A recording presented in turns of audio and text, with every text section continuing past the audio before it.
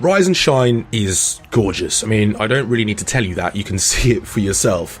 The deliciously vivid cartoon stylings of this think and gun side-scroller are clearly evident. It's magnificent to behold, and it reminds me of the UbiArt titles that have come out in recent years, all of them jaw-droppingly pretty, regardless of how well they actually play, and we'll come on to that in a bit. You step into the role of Rise, a young lad who comes into the possession of a legendary gun, Shine, and is charged with the salvation of our setting, Game Earth. Game Earth is a mess of video game references, none of them sadly particularly witty, and the game's biggest weakness is kind of its incessant aggressive pointing towards its own nostalgic parodying. Unfortunately, Super Awesome Hyperdimensional Mega Team's script prefers just making old video game references to actual jokes, so this all sort of falls a bit flat, and I'm kind of reminded of t-shirts I bought from Halols 10 years ago, only slightly less funny.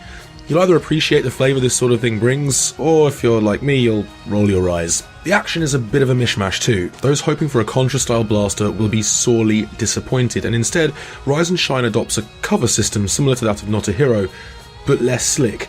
Instead of flitting between shelter, you'll walk up to a hugely obvious rock and then spend a few minutes dealing with a wave or three of generic enemies, and it's not the most inspired stuff, though the developers do throw in some bullet hell cascades of projectiles to make things interesting. The boss battles are slightly different, proving to be multi-layered crucibles of insta-fail tension, and they can be pretty good. They're well designed to begin with, but even they spike horribly towards the end and sort of outstay their welcome, and it's not long before Rise and Shine starts to resemble a string of barely linked set pieces than much of a coherent game.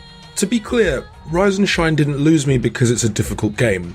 Bullet hell titles and twitchy shoot-em-ups have a tendency to be utterly ruthless when it comes to margins of error, but those games often do a better job of entertaining you while you learn and adapt and improve. One, there's not enough time for that here, and two, I just didn't find the game to be particularly fun.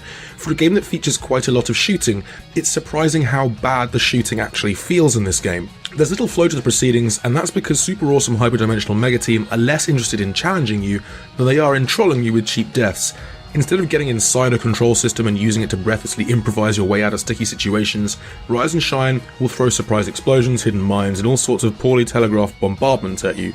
Rise tends to die with a single hit, the checkpointing is inconsistent, and the actual handling feels really inaccurate and vague. The puzzle elements do bring some respite from the patchy combat. You'll unlock little upgrades and bullet variants for Shine as you progress through the game, and these play into little sections where the pacing shifts gears and you have to navigate massive bullets through mazes of projectiles and moving barriers. Again though, repetition is what awaits, usually from a last second projectile that nerfs your bullet, forcing you to do the whole thing over again. And this is the problem, Rise and Shine is frustrating without ever really being particularly rewarding.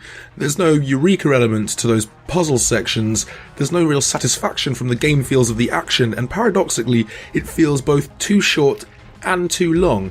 It'll take you a couple of hours to get through the game, but a lot of that will be spent doing the same thing over and over again. It does look gorgeous though. I mean, it's so dazzling to look at, and I desperately want it to play as well as it appears, because this is the sort of game that grabs you by the retinas and doesn't let go. It's a sort of title where you'll see a screenshot and instantly be interested, with good reason. That's exactly what happened to me. And the developers can certainly go on to greatness if they refine some of the elements to this game. There are some good ideas here, they're just part of an experience that isn't particularly fun to actually play. So if inaccurate gunplay and sadistic repetition are your cup of tea, then Rise and Shine might hold some value for you. It is a beautiful game, I just wish it played as well as it looks.